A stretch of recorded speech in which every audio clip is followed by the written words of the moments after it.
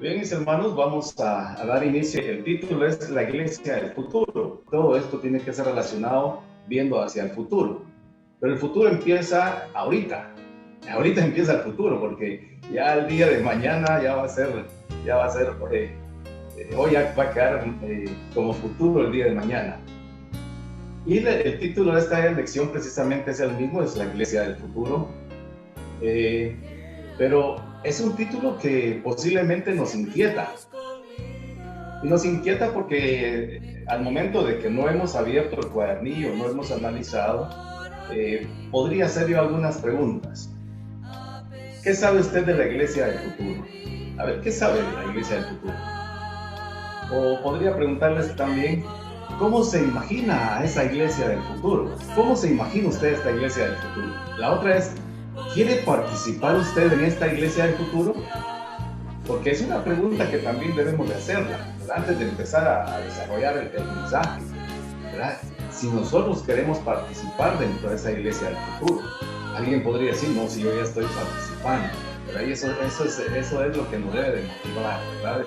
A querer participar en esa iglesia, a querer ser parte de ese desarrollo que ahorita hay muchos niños en la iglesia. Y posiblemente alguien podría decir, bueno, esta es la iglesia del futuro, pero es algo más lo que está queriendo hablar la lección. Pero de todas esas dudas que tenemos, vamos a dejar que sea el desarrollo, ¿verdad?, el que nos vaya indicando qué es lo que nosotros deseamos para nuestra iglesia. Y el texto de memoria está colocado precisamente con un propósito. Y ese propósito lo vamos a establecer desde el principio al final de la misma lección. Este texto de memoria tiene palabras de aliento para una comunidad que en ningún momento nosotros hemos pasado como iglesia. Porque es una comunidad que está pasando por tribulación. Es una serie de iglesias, no solo es una serie de iglesias que están pasando por momentos muy dificultosos. Una despiadada persecución está en contra de ellos. Y el oír que Dios va a estar con ellos, porque eso es lo que dice el texto. El texto está indicando de que el mismo tabernáculo de Dios iba a estar con los hombres y que Él iba a morar con ellos y que ese pueblo iba a ser pueblo de Dios. El mismo Dios estará con ellos. Eso es algo que a ellos les da esperanza para superar todos aquellos obstáculos que en el momento histórico que están atravesando les era muy necesario escuchar. Se cumple ahí lo que dice Mateo 28:20, donde indica, yo estaré con vosotros todos los días hasta el fin del mundo. Eso es lo mismo que está escribiendo Juan en este texto de memoria, Apocalipsis 21:3. Y ahí establece, dice, y oí una gran voz del cielo que decía, es una gran voz, no es cualquier voz. Y dice esa voz, he aquí el tabernáculo de Dios con los hombres, y Él morará con ellos, y ellos serán su pueblo, y el mismo Dios estará con ellos como su Dios. Es algo que de veras tuvo que ser muy motivante para esta iglesia, porque de lo contrario, posiblemente hubieran desaparecido como iglesia. La fe de ellos posiblemente hubiese caído hasta lo más bajo.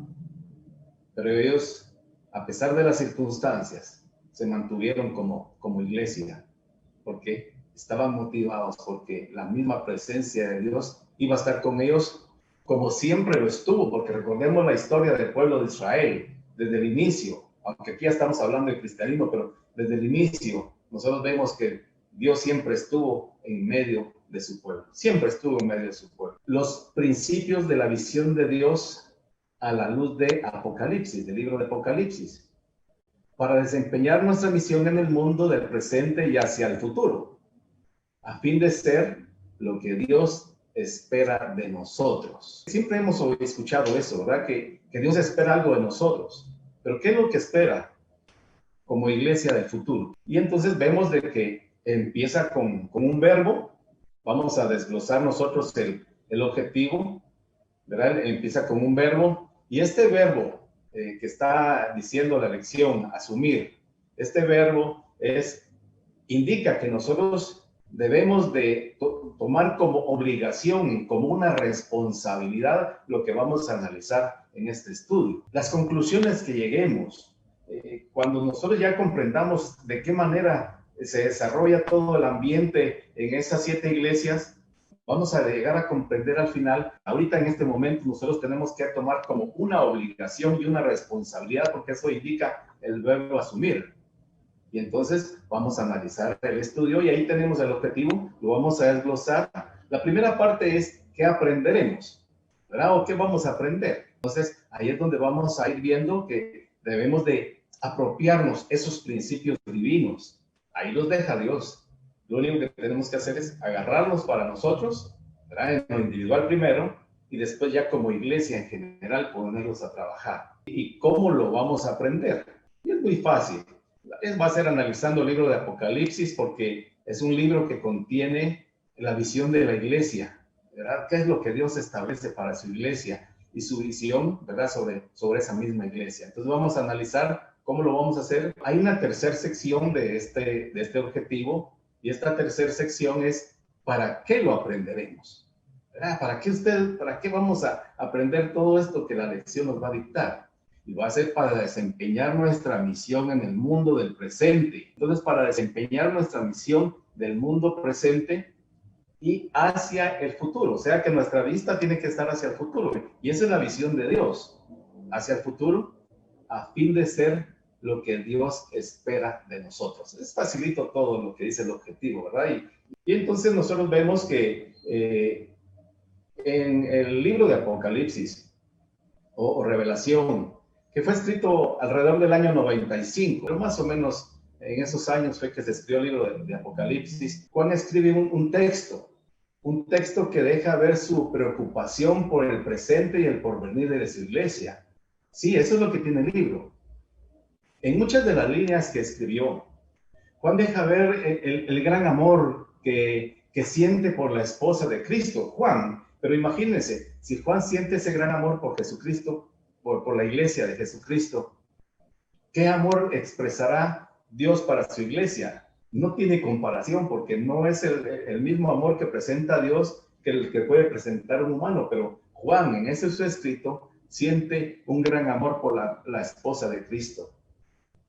Eso sí, esta iglesia o esposa de Cristo todavía se encuentra con muchas manchas, pero así está la iglesia, llena de manchas, todavía arrugada. Pero entonces en ese proceso de ir hacia el futuro es donde la iglesia tiene que ir quitando esas arrugas y quitando esas manchas que no la hacen ver bonita, porque no la hacen ver bonita la iglesia cuando tiene manchas, cuando tiene arrugas, ¿verdad? Pero en el contexto general de la iglesia de Asia, quien fue su destinatario original, porque hacia ellos fue que se escribe la carta. En esta iglesia, en estas iglesias de ese entorno, aunque son solo 7 las cartas, pero sabemos de que habían otras comunidades que también adoraban y seguían a Dios y eran muy similares. Pero estas 7 iglesias son importantes porque empezar a analizar una por una hubiese sido más dificultoso, en cambio ellas representan la totalidad de las iglesias. Pero ellos representan 2 realidades.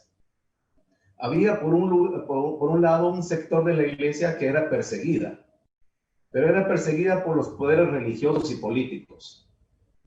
Y por el otro nosotros vemos también dentro de la misma iglesia, una iglesia que se estaba acomodando a los valores imperiales, porque por temor posiblemente, por miedo a que les hiciesen algo, entonces esta iglesia lo que hace es únicamente acomodarse a todo un sistema imperial, un sistema romano, y ahí siguen su vida, mientras que la otra iglesia no acepta todo eso y sigue, a pesar de las circunstancias, sigue siendo perseguida.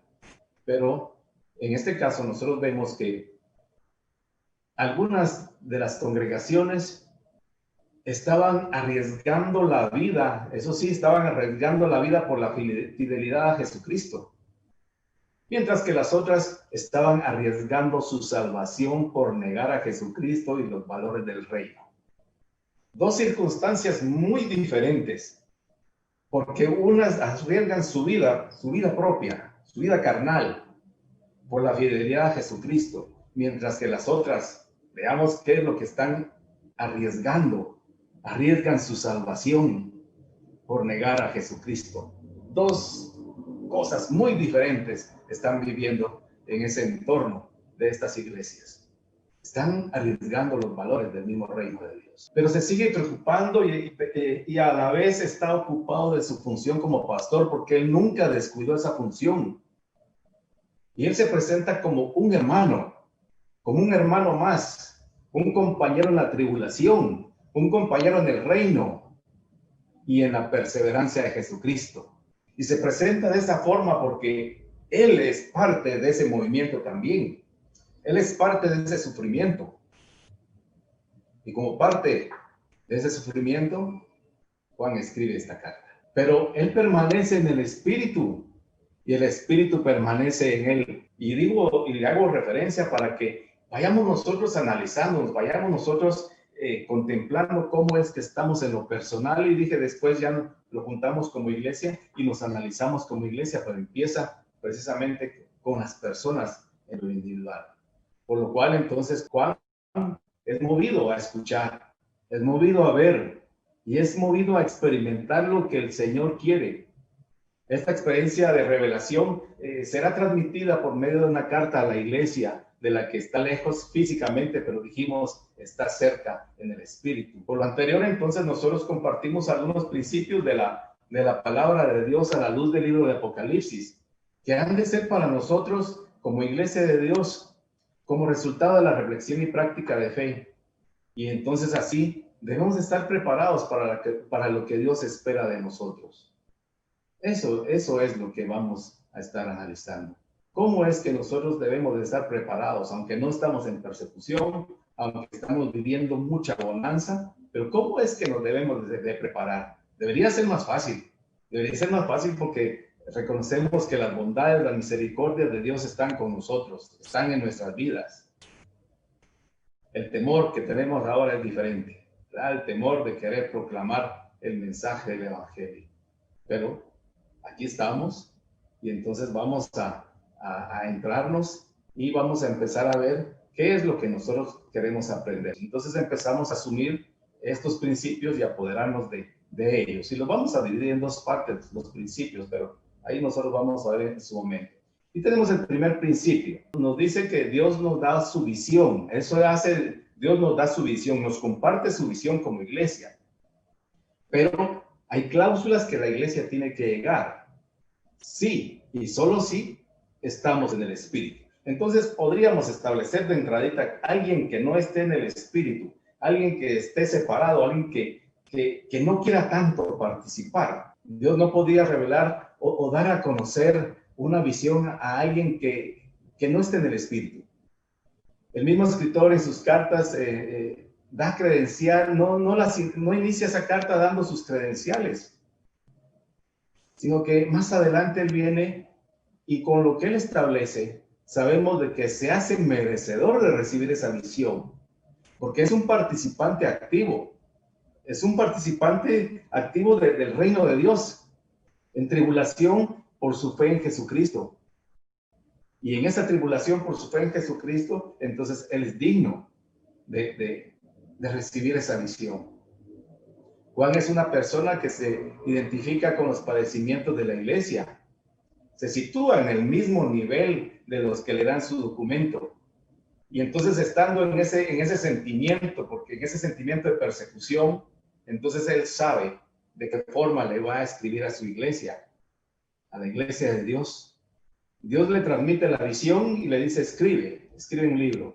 Pero él no cambia, porque Dios no utiliza robots, sino que es la forma de ser de la persona en ese padecimiento que empieza a escribir. Pero es alguien que está en el Espíritu. En el estar en el Espíritu, para Juan, aquí empieza a determinar la estructura del libro de Apocalipsis. La frase en el Espíritu se encuentra en Apocalipsis 1:10, donde Juan oye la voz de Jesucristo.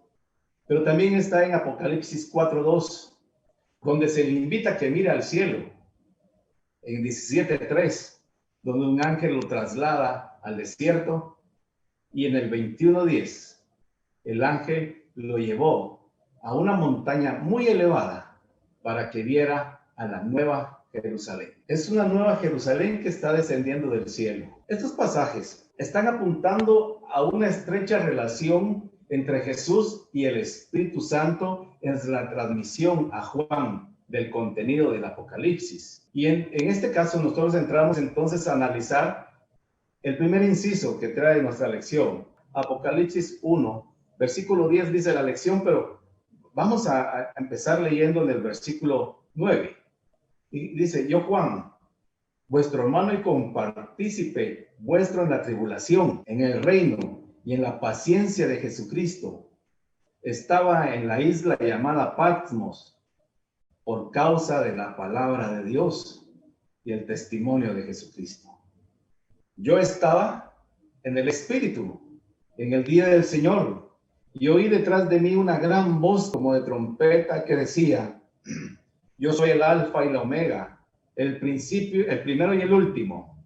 Escribe en un libro lo que ves y envíalo a las 7 iglesias que están en Asia. Entonces nosotros vemos que Juan, estando en el Espíritu, oye la voz de Dios. Y aquí es donde entonces ya da un giro total. Aquí es donde se le pide que escriba un libro. Pero Juan se encuentra en el destierro, en esa isla solitaria de Patmos.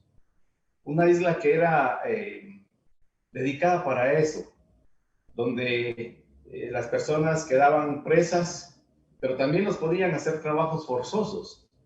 En esa isla solitaria, estando en ese lugar de sufrimiento, el Espíritu lo mueve en el Espíritu a Juan, y entonces oye esa voz. No es cualquier voz, porque es la voz de Dios, una voz que le pide que escriba el libro a esas 7 iglesias: a Éfeso, a Esmirna, a Pérgamo, a Tiatira, a Sardis, a Laodicea. Y le da un mensaje determinado para cada una de esas iglesias ubicadas en ese entorno de Asia. Pero solo estando en el Espíritu será capaz de oír el mensaje que Dios tiene determinado para ella. Esa voz todavía sigue replicando. Aún hasta nuestros días todavía ese mensaje está escrito para nosotros. Y entonces la pregunta como iglesia es: ¿qué respuesta daremos nosotros a esa voz? Es cierto, Juan la escucha, pero ahorita también ya la hemos escuchado nosotros. Y vamos a seguir escuchando el mensaje que tiene contemplado el libro de Apocalipsis para la iglesia del presente, que se debe de proyectar hacia el futuro. Pero ¿qué respuesta daremos a esa voz? Porque Dios nos está dando su visión. ¿Qué respuesta vamos a dar a esa voz?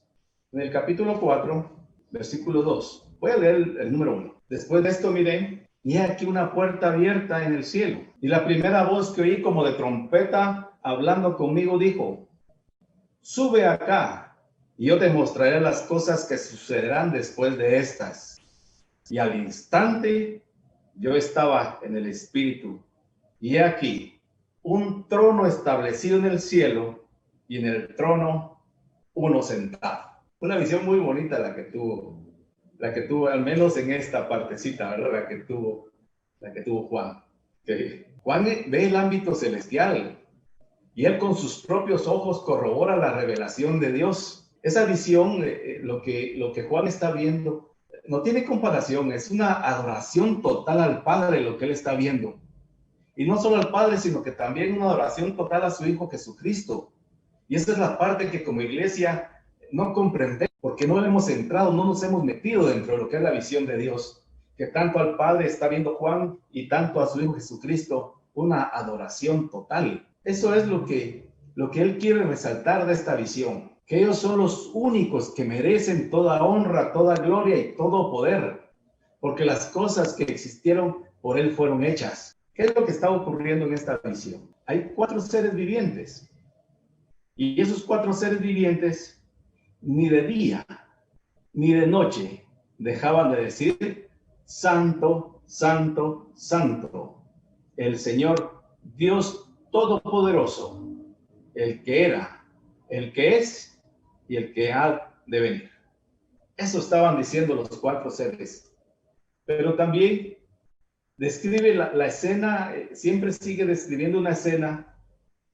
Juan sigue describiendo esa visión que él está teniendo. Dice: escuché entonces a todos los seres en el cielo y en la tierra y debajo de la tierra, en el mar, que decían. Quiere decir que está tocando la totalidad de lo que existe en el universo. Y ellos decían: toda la alabanza, el honor, la gloria y el poder sean para el que está sentado en el trono y para el Cordero por siempre, por toda la eternidad. Ha sido esa alabanza para el Padre y para su Hijo. Esa es la visión que está teniendo Juan. Esa es la visión que en este momento, por eso les decía que lo que él vio, esa alabanza, esa dedicación total al Padre y al Hijo, no tiene comparación. Y nosotros lo podemos hacer también como iglesia, pero va a depender de nuestro estado en el Espíritu. Porque solo estando en el Espíritu, Juan pudo ver y comprender esa revelación. Juan se desespera porque no se encuentra alguien que sea digno de abrir el libro que contiene el destino de la humanidad. Pero estando en esa desesperación que incluso le producen lágrimas, un anciano que está adorando a Dios y a su hijo le da tranquilidad porque le dice que solo Jesucristo es digno y le da unos motivos. Fue sacrificado y con su sangre ha dado vida a su pueblo para su Dios. Entonces el libro contiene no solo la alabanza, sino que también contiene lo que la iglesia debe de realizar, pero también contiene el futuro calamitoso para la humanidad sin Dios. Y entonces esta parte de esta visión es para aquella persona que incluso no conoce a Dios. Y por decir conocer a Dios es entregarse a Él, aceptar a su Hijo Jesucristo como su Salvador, porque de lo contrario entonces también hay futuro calamitoso para la vida de esta persona. Entonces es necesario que escuche también ese mensaje que trae salvación. Y entramos al inciso número 3 de esta sección, y está en Apocalipsis capítulo 17. Apocalipsis capítulo 17 y versículo 3. Voy a leer el versículo 2. Viene hablando de la condenación de la ramera. Con lo cual han fornicado los reyes de la tierra, y los moradores de la tierra se han embriagado con el vino de su fornicación. Y me llevó en el espíritu. Aquí es el otro giro que viene dando toda la visión de Juan. Y me llevó en el espíritu, pero esa visión, recordemos que está contemplada la iglesia en esos giros.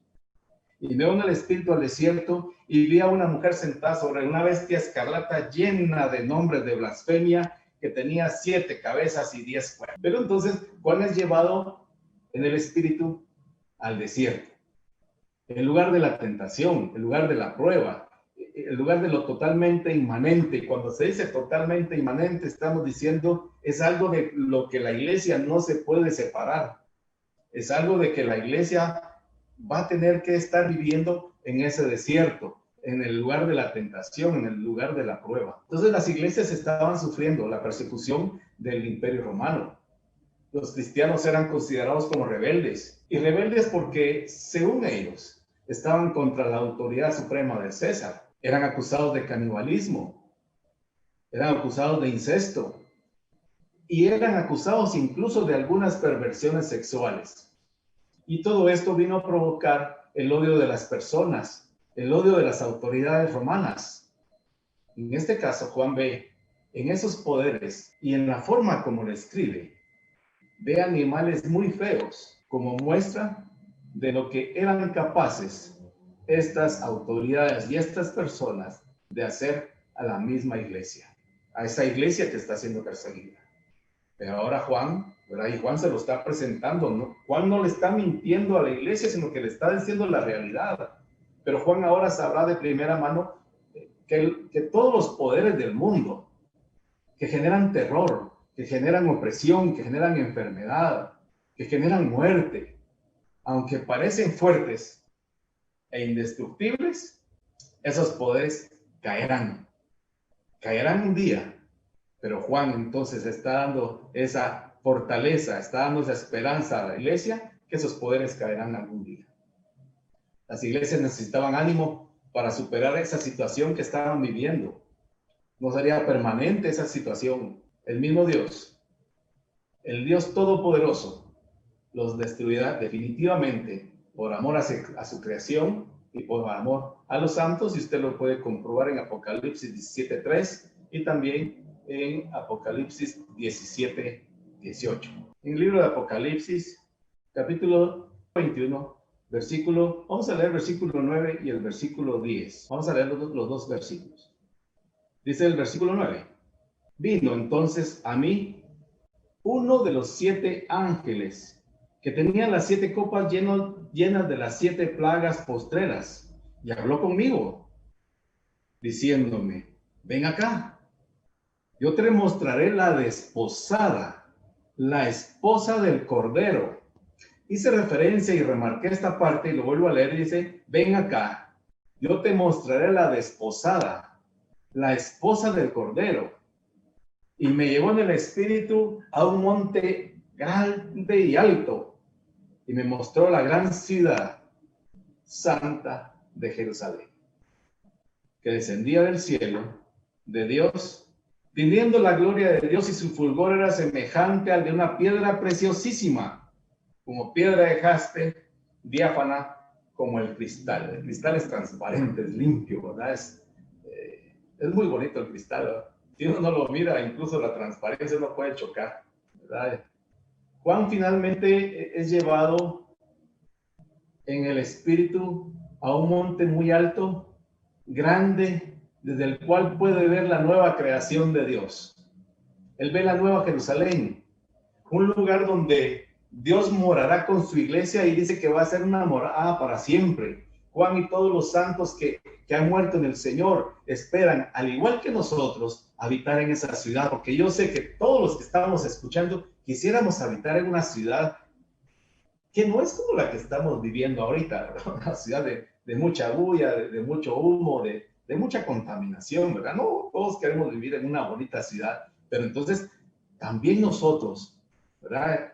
Debemos desear habitar en esa ciudad donde no habrá llanto, dice, donde no habrá dolor, no habrá ningún clamor, porque Dios mismo dice que estará para acabar con todo aquello, con todo resquicio de lágrimas de nuestros ojos. La visión nuevamente da otro giro sorprendente. En este caso, Juan está muy alto, ve la nueva creación de Dios, la nueva Jerusalén, la ciudad santa, dice, y también ve cuál es su estado. Al principio habíamos hablado de la iglesia que tiene mancha y arruga, pero en este caso Juan ve el estado totalmente diferente de la iglesia. La ciudad es como una esposa, dice, que está adornada para su marido. Es una esposa que está adornada. Es una esposa que está bien vestida. Es una esposa que se ha bañado. Es una esposa que se ha arreglado totalmente para estar presente ante su marido. Y el texto dice que está dispuesta. Y el estar dispuesta en el griego es ketoimazo. Este verbo indica que la esposa se ha preparado para la venida de su esposo. Entonces estábamos viendo una iglesia que tiene manchas y que tiene arrugas, pero aquí dice que Tomás, una esposa que ahora ya no tiene manchas, ya no tiene arrugas. Pero entonces es la iglesia que tiene que proyectarse hacia el futuro. Y proyectándose hacia el futuro, porque viene nuestro Señor Jesucristo, esta iglesia tiene que quitarse esa mancha, tiene que quitarse esa arruga, porque tiene que estar dispuesta. Y su belleza, dice el texto, es la misma gloria de Dios. Esa esposa, esa ciudad, esa nueva Jerusalén, es la misma iglesia. Formada por personas de todo pueblo, de todo tribu, de toda lengua, de toda nación. Personas que han sido salvas por la sangre de Jesucristo. Incluso el mismo texto está diciendo, porque lo que estoy viendo estoy mencionando, está en el versículo 24, el versículo 27 del libro de Apocalipsis, capítulo 21. Que dice que solo los que estén inscritos en el libro de la vida del Cordero van a formar parte de esa iglesia. Es un reto para que como iglesia entonces vayamos quitando esas manchas y yéndonos y proyectándonos hacia el futuro. Y a esta iglesia que ha sufrido, a esa iglesia que ha sido probada, Dios mismo dice que enjuagará sus lágrimas. Y entonces dice que va a dar un giro total a las primeras cosas. Las primeras cosas son destrucción. Pero en este caso, después de haber pasado por el desierto, ese giro, ya no va a haber lágrima, ya no va a haber llanto, ya no va a haber dolor. Dijimos, porque el mismo Dios va a estar en medio de ella. Dios todavía sigue estando con la iglesia, está en medio de ella, pero entonces la iglesia debe proyectarse también. En el mensaje del ángel del Señor a las 7 iglesias de Asia, es el mensaje que Juan escucha. Nosotros también debemos de escucharlo. Debemos de estar siempre abiertos a la voz de Dios, porque decimos de que lo que está escrito es una réplica, y si no queremos cometer los mismos errores de esas iglesias, entonces debemos de escuchar esa voz también. Eso nos permitirá a estar siendo instruidos por el Espíritu para comprender con claridad lo que Dios realmente desea que seamos a sus ojos. Nuestro estado real y lo que requiere de su iglesia. Entonces escuchemos de cómo cada una de las iglesias recibe sendas cartas. Son 7 cartas, y en cada una de esas cartas posiblemente podríamos extractar algunas cositas de cada una de ellas y visualizarnos como iglesia de Dios. Visualicémonos como iglesia de zona 6. Visualicémonos como personas. Y entonces, después de haber hecho ese análisis, pensar qué debemos de hacer para proyectarnos hacia el futuro. Y la primera carta es para la iglesia de Éfeso. De esta iglesia se habla de obras, pero no se habla de fe. Se habla de una iglesia que se esfuerza bastante, pero no se menciona ni siquiera una pizca de amor.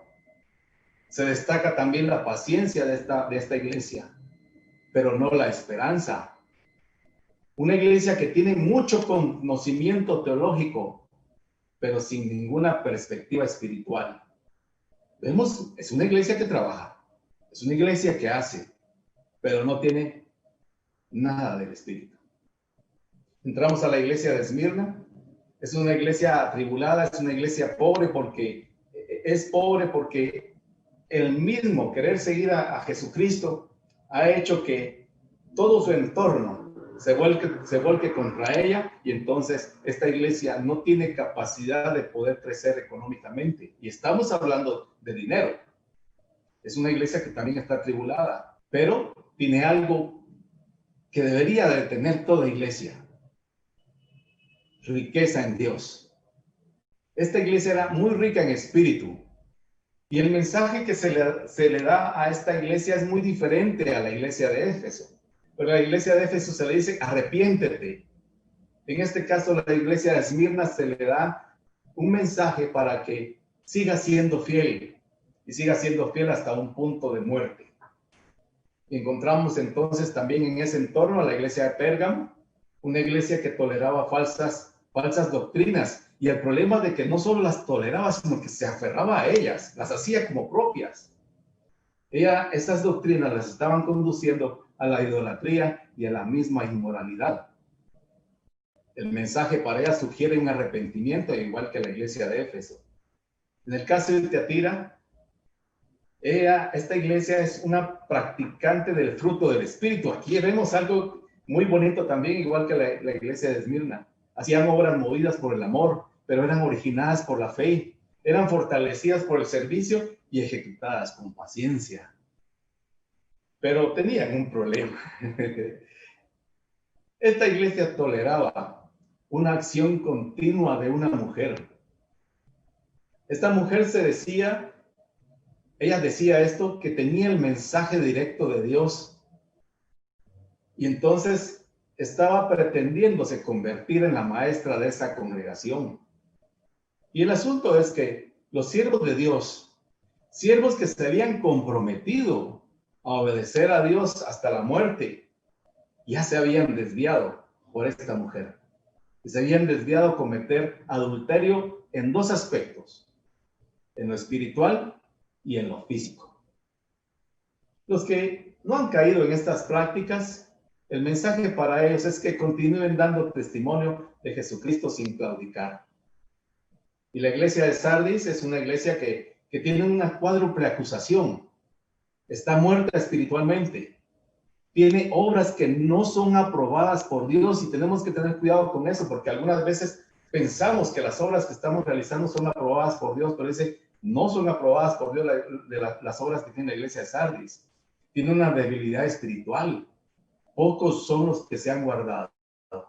Entonces la iglesia recibe su llamado a ejecutar 5 verbos: a vigilar, a afirmar, a acordarse, a guardar y a arrepentirse. Y la iglesia de Filadelfia, que es la penúltima, tiene 3 razones para que esta iglesia reciba el reconocimiento y amor y cuidado de Dios. Eso es lo que esta iglesia tiene: un reconocimiento, un amor y un cuidado de Dios, porque tiene obras irreprensibles con excelente testimonio. Tiene una lealtad a la palabra de Dios y una firmeza en sus convicciones. Y la última, que es la iglesia de la Odisea, es una iglesia que se siente autosuficiente, una iglesia que confía en sus propios méritos. Y en realidad hay 2 calificativos que se le dan a esta iglesia: es una desventurada y miserable. Estos calificativos causan lástima y no quisiéramos que nosotros fuéramos, que se nos tildara de desventurado y miserable. Entonces esta iglesia espiritualmente es como un mendigo que no tiene nada, que es incapaz de ver su propia condición, no tiene ninguna vestidura espiritual. Esta es la iglesia de la Odisea. Y entonces como iglesia nosotros estamos ante los ojos de Dios. ¿Cuál es nuestro estado real? ¿Y qué es lo que requiere Dios de nosotros? El texto dice: bienaventurado el que lee, el que escucha y el que guarda las cosas escritas en esta profecía. Son 7 condiciones que existieron simultáneamente en la historia de la iglesia que deben interpretarse y también deben ser comprendidas en el mensaje total del libro de Apocalipsis, pero para la iglesia de hoy. Así es como debemos de interpretarlas, así es como debemos de conocerlas. Interpretarla y comprenderla y hacer nuestra proyección. Y entre el principio número 3 dice que somos la iglesia. Somos la iglesia. Nos lo está diciendo a nosotros que somos la iglesia, dice, pero no somos las mismas iglesias. Cada iglesia de Asia tenía un ángel y cada una de ellas recibió su carta, porque cada una de las iglesias era totalmente diferente a la otra, como lo hemos visto. Eso es, y de la misma forma, dice, entonces somos la iglesia, pero no somos las mismas iglesias, ¿verdad? Entonces, y un mismo espíritu, una misma fe, eso sí lo tenemos, un mismo bautismo lo tenemos, pero cada una tiene características diferentes. Y entonces al escuchar el mensaje a las 7 iglesias, nosotros podemos ver que las características, las circunstancias e incluso la identidad de cada una de ellas es distinta, porque así lo hemos visto. Algunas veces hemos querido, incluso lo que se le pide a cada una es distinto, pero a veces queremos imitar o queremos que otros se parezcan a nosotros.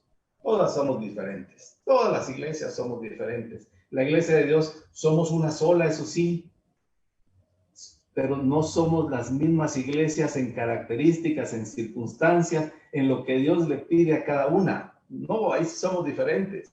Y cada una de las regiones del país de la misma forma. Entonces no podemos pedir que nos parezcamos. Lo que sí tenemos que escuchar, qué es el mensaje que Dios quiere para nosotros. Porque cada una de las congregaciones que componen la iglesia de Dios tienen circunstancias, tienen momentos, tienen necesidades y requerimientos distintos de parte de nuestro Dios. Incluso los mismos departamentos locales de nuestra iglesia, todos tienen requerimientos diferentes de parte de nuestro Dios. Y aquí llegamos al 4º principio, porque lo queremos aprender para desempeñar nuestra misión en el mundo del presente, hacia el futuro, a fin de ser lo que Dios espera de nosotros. Entonces aquí empezamos, aunque ya hemos visto algunos elementos que también están proyectados al futuro. Y el Señor nos muestra la visión celestial, lo que es determinado solo por Él, pero nos lleva al desierto. Y el desierto es visto como espantoso, como lleno de serpientes, como lleno de escorpiones, un lugar donde no hay agua. Cada una de estas cosas que les he indicado representa muerte, dolor, sufrimiento, pero ese es el mundo donde nosotros estamos. Entonces la iglesia de Dios debe estar donde Él la puso, en la tierra, ahí la puso, en el desierto.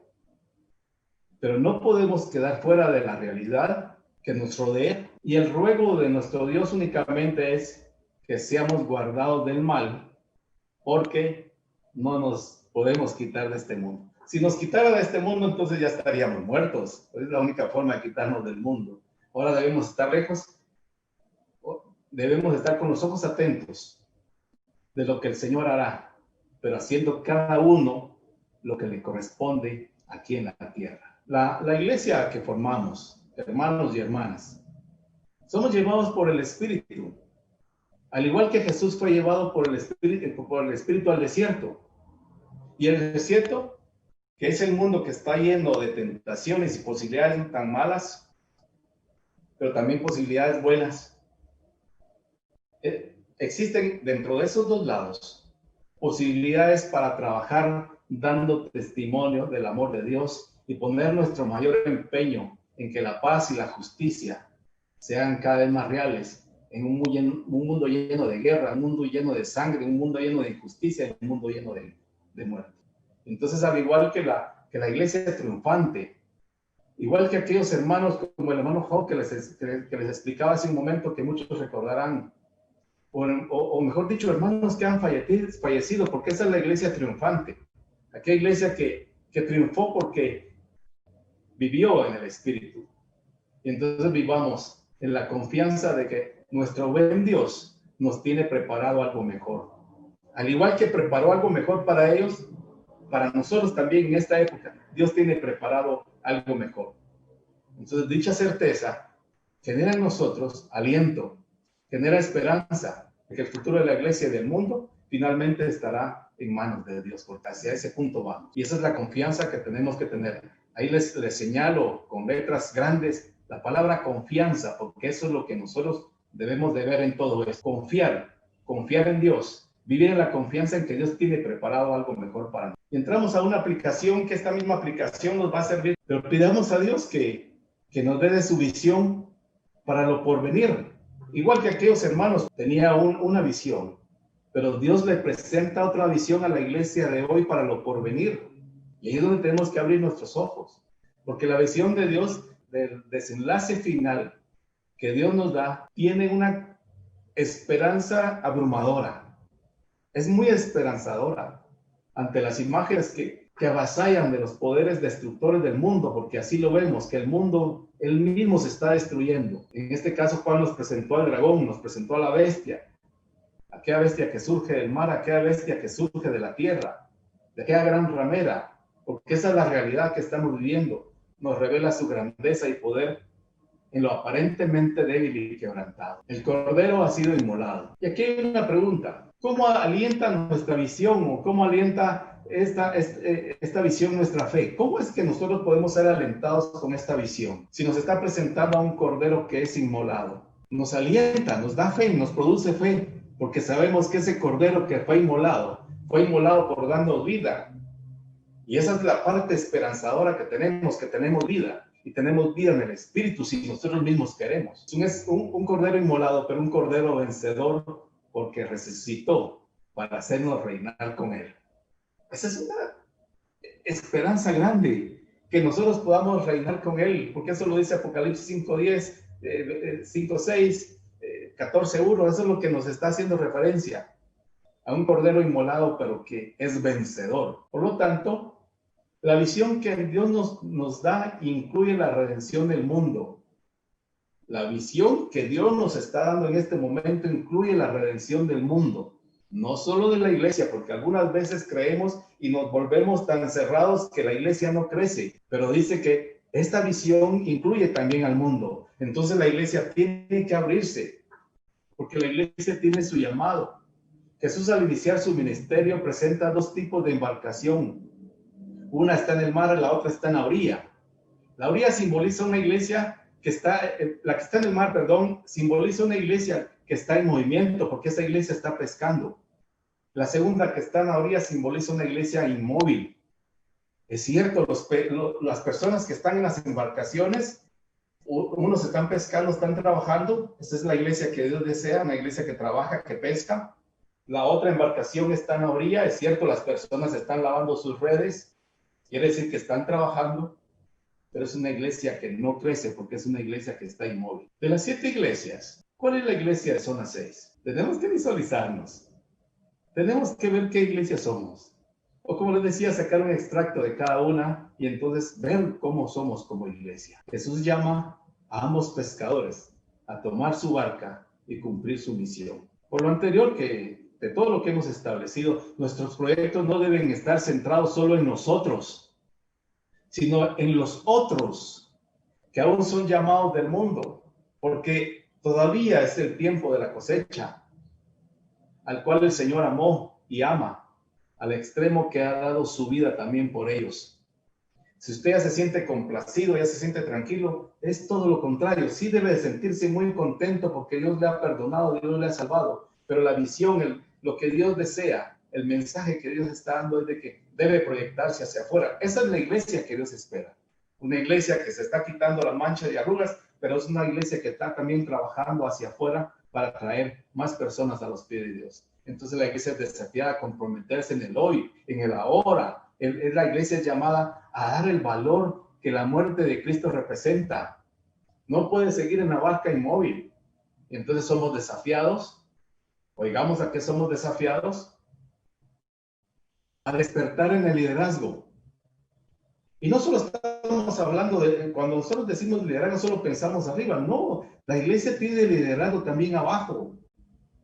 Somos desafiados a abrir nuevas y más oportunidades y también somos desafiados a comprometernos, a ayudarnos los unos a los otros, porque esa es la iglesia, para eso dio los dones, para hacer las cosas mejores, a comprometernos, a estar dispuestos a cumplir la misión a la cual fuimos llamados.